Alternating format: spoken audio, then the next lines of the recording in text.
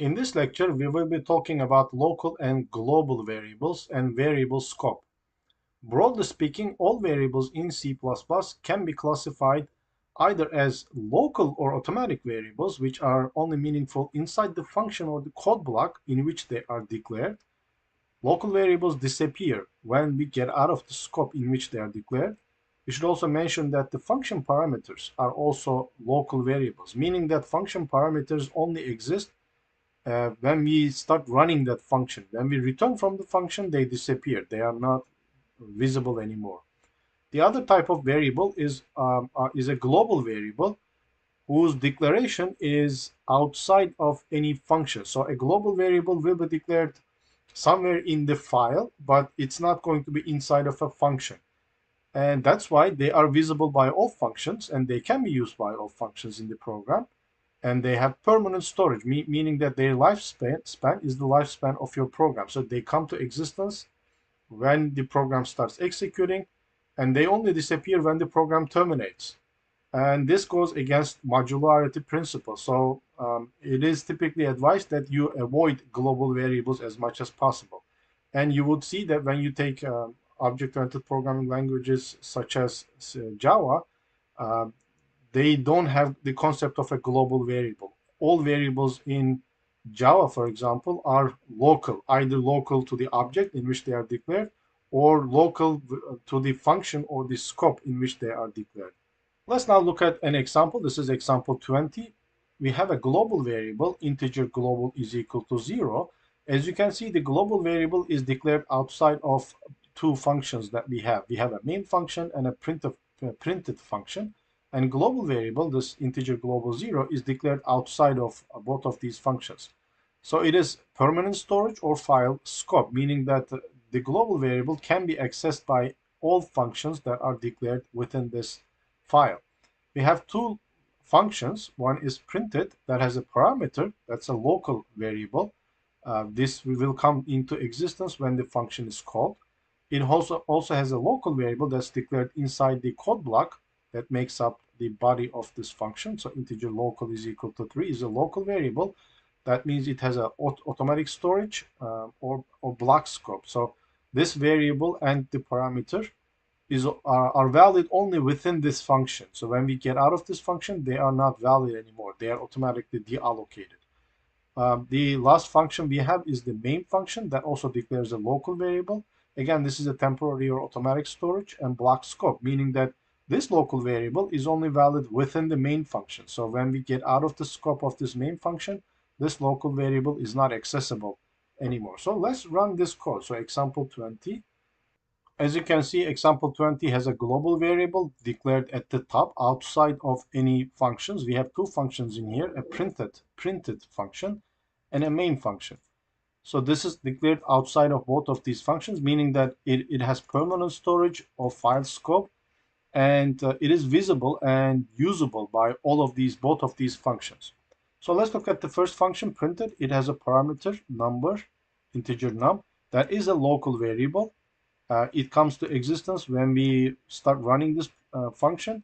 It also has a local variable declared within the code block that makes up the body of this function. Here I'm accessing the global variable. I can access the global variable because it is outside. It's a global variable that can be accessed by any function. Here is a main function. This is our second function. I also declare a local variable in here. Although the name of these variables are the same, they are in different scopes, so they do not clash with each other. Again, this is a local variable, meaning that it is temporary auto storage, and it has block scope, meaning that it is only valid within the block in which it is declared. So I'm going to start debugging this program so that you see what the values of these variables will be as we run the program. So here we are now inside the main function. So local now is automatically allocated. That's why this is called an automatic variable. And its value is going to be 5 now when I execute it. Now I'm saying global is equal to local times local. So this local, I'm accessing this local, and global is a global variable, remember. So I put it into the watch. So when I do this, you can see the value of the global variable has become 25. Now I'm going into printed functions. I'm invoking or calling the printed function, passing 7 as an argument.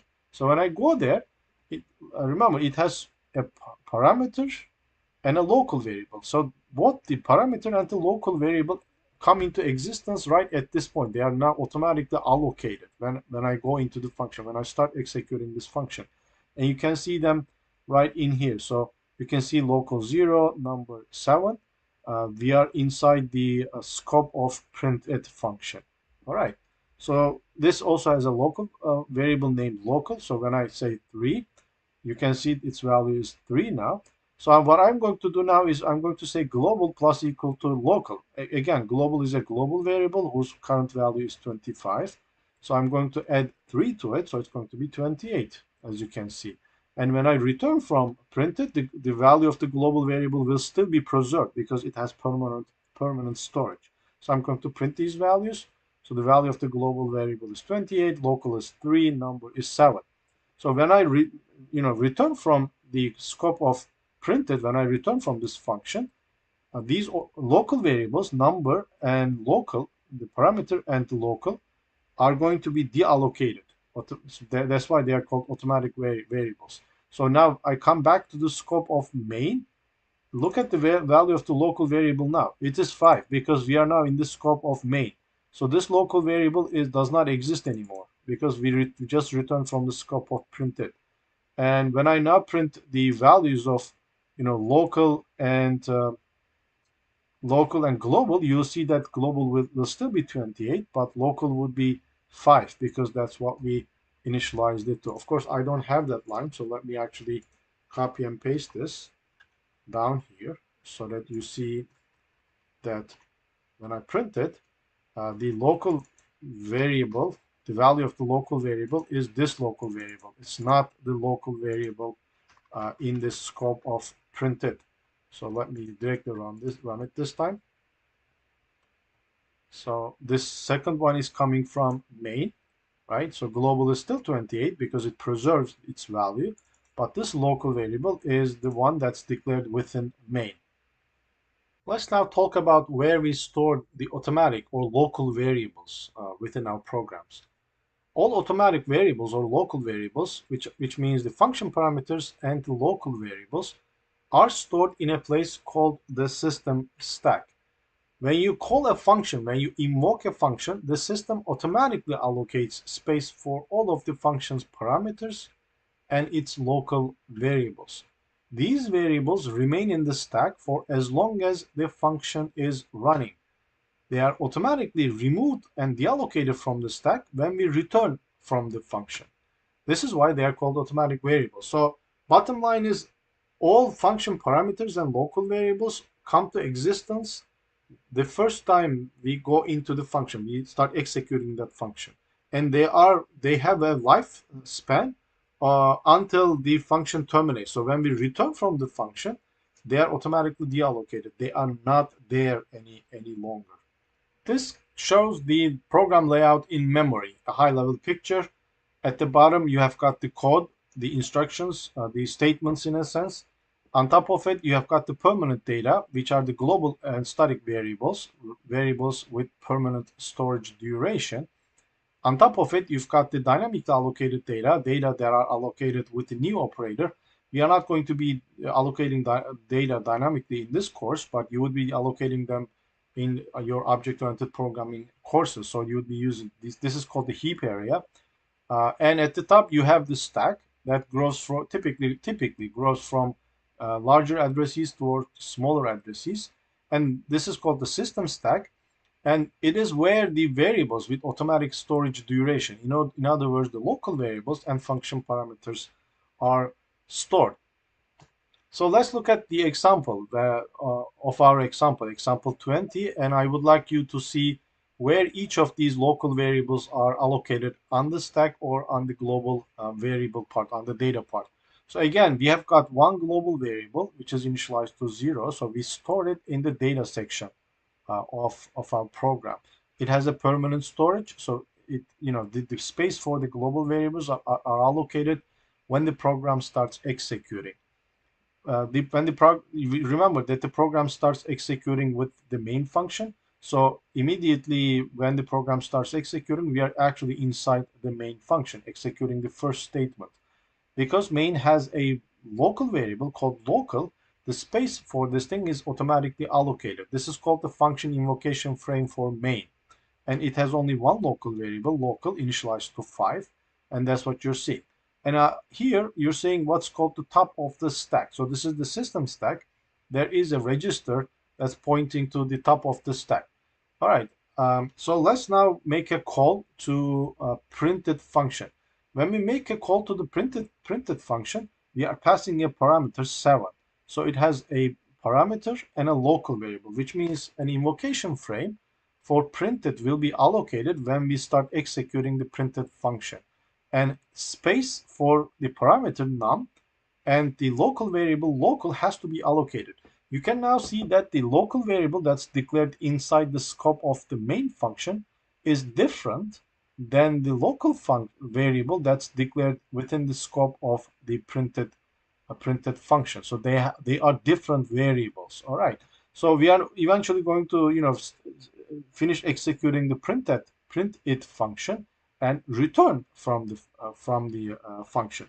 When we return, the space for the parameter and the local variable for printed will be automatically deallocated. So this is what's going to happen after returning from printed. All right. And eventually we are going to return from main, terminating the application. So that means the space for this local variable that's declared inside main is also automatically deallocated. And also notice that the space for the global variable never gets deallocated during the execution of this program because it resides in a different part of the memory called the data section of your program. So global variables are not stored in the system stack, but they have a separate area called the data section of your program. They have a permanent storage. Again, they are allocated when the program starts executing, and their space goes away when the program terminates executing.